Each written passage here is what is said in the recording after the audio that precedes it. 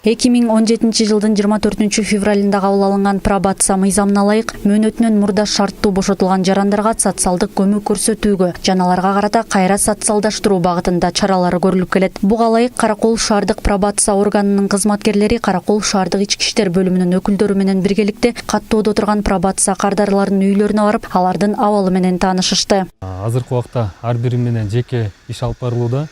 Ошонун негизинде бүгүнкү иш-чара кылмышты кайра кылмыш жолуна бартырбоо максатында жергиликтүү өз алдынча башкармалыктар менен тыгыз иштелип жана Каракол шаардык ички иштер бөлүмү менен биргеликте рейдтик иш-чара өткөрүлүүдө.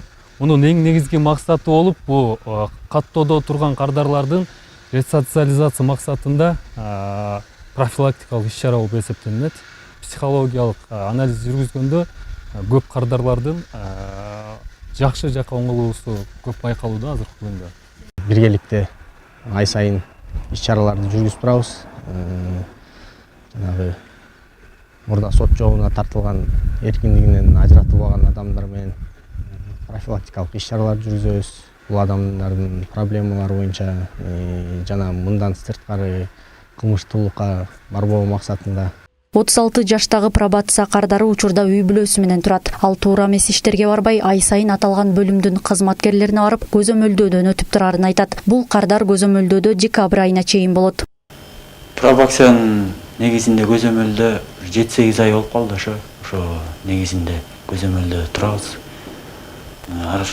Участковыйлар келип, жакын участковый келип текшерип турат, карап турат.